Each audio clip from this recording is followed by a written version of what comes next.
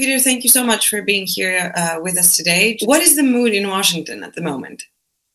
Well, thanks for having me. I'm glad to be with you. I actually wish I were there in person because in Washington right now, the mood is pretty tense. It's pretty edgy, I would say. Everybody is uncertain about what's going to happen, not just with the results of the election, but what happens after the election if certain candidates don't like the results of the election. And we remember very vividly what happened in our city just 4 years ago, and violence, of course, visited the Capitol, and troops were in the streets, and barricades were up. Already, there are businesses downtown near the White House that have begun boarding up just because of concern about what might happen. Are you more worried about what will happen if Donald Trump wins, or if he loses the election and his supporters do not accept the result? If he wins, even by a small amount, no doubt in my mind that Kάμala Harris will, concede the way most presidential candidates in America have over the 2.5 centuries, and will have a peaceful transition. But if he loses, he has already set the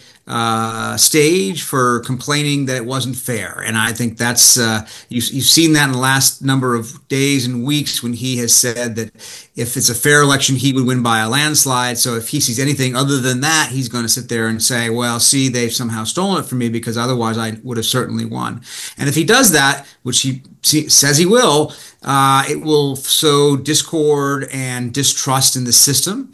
And there is a worry that, of course, it could bring people out into the streets. And if they come out in the streets peacefully, that's one thing. But if they come out in the streets like last time and in a violent way, there's going to be a different, I think, reception this time. I think security forces in Washington are more on alert this time than they were last time, and are ready for that and trying to find ways to make sure everything stays calm and peaceful. But you're expecting this to be a close race? This is about as close a race as I can remember in 38 years as a journalist. It's really, I don't remember a race this close to the election as this one. This is a 50-50 country, or maybe a 51-49 country, or 52-48 country. It's very divided, very down the middle. Again, I've never seen anything like this in the United States, where it's an us and them moment. How critical is this U.S. presidential election for the future of the U.S. and the West and the world? I think it's about as important an election as we've ever seen. Now, we often say that it's a cliche here in the United States. This is the most important election of our lifetime. People say that in order to get people to come out and vote. But I actually think that, objectively speaking, analytically speaking, it probably is the most important election of our lifetime. It's going to tell us something important about America. Either Donald Trump is, in fact, the wave of the future of the United States, or he is an aberration against the bipartisan tradition of presidents in the United States, especially when it comes to foreign policy. Biden is within the normal conventions of American internationalism that has been true for Republicans and Democrats going back to the end of World War II.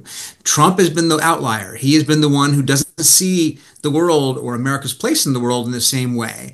And so was his 4 years just, an asterisk, or actually a fundamental change in America and the way we look at things? He, of course, looks at America in a much more nationalist way, more nativist, more isolationist in some ways, more protectionist in some ways.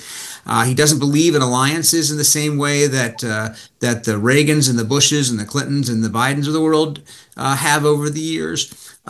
He does believe in autocracy. He sends all kinds of signals about his authoritarian instincts, and I think that you'll see a very different policy when it comes to Europe and the Ukraine war if he becomes president, and probably a very different policy in the Middle East with regard to Gaza and Lebanon and Israel. And what about China and Taiwan? If Donald Trump gets elected as president, are we expecting him to be more aggressive towards China than Kάμala Harris? He will be aggressive towards China when it comes to trade. Yes, absolutely. He has threatened to slap on all sorts of tariffs on China, 100%, 200%. He just names numbers all the time that aren't clearly thought through on any particular basis. But he's made very clear that he intends to have or continue a trade war that he began when he was president with China. He will not be aggressive with China, I don't think, when it comes to China's strategic moves in the region. I don't think Trump cares about who is in the South China Sea. I don't think Trump cares about Taiwan. I don't think those issues matter to him. I've never seen him talk about those in a way that indicated any kind of commitment or passion. So if you're Taiwan, I don't know that I would necessarily have a solid understanding of whether Trump would come to my aid if I were attacked by China or not. I don't think, again, that's something that's a priority for him. He doesn't see that as an American priority. For Kamala Harris, do you think that her policy would be different? I think Kamala Harris is obviously a little bit of an unknown because she hasn't been a president before, and we haven't seen her independent foreign policy thinking. I think she'll be within the normal boundaries of American foreign policy. Her foreign policy will probably be pretty similar to Biden's. It'll be different in some significant ways, probably. I think she would not be, for instance, as understanding of Bibi Netanyahu, the Israeli prime minister, as Biden has tried to be. For instance, I think that she, having been at Biden's side, has probably absorbed his commitment to NATO and commitment to the Ukraine war. But she doesn't have the same familiarity with the issues and the leaders that Biden does after 50 years in Washington. And so it will be a bit of an unknown when she becomes president, but she will definitely value NATO. She will definitely be within the normal four corners of American foreign policy as we've seen it in the post-World War II era. And lastly, who do you think is going to win? This is the one question we don't answer anymore. We've learned in 2016 that predictions are a mistake. What I will say is that it really could go either way, and nobody should be surprised if either of these candidates win. I think that his vote has been static. It hasn't grown. It hasn't shrunk. It's a significant vote, 46, 47, 48%, but it's basically been the same for months and months and really years. She is at the same level right now, but you have to think that the people who are uncommitted, the very few of them are out there who are uncommitted, most of them probably aren't going to vote. If they're not committed by now, they're probably not that interested. But if they do swing in those last days, there is more of an opportunity for her to pick up some of those votes, I think, than he has, because they already know who he is. If they haven't already decided they want to vote for him after 9 years, that means they don't like him.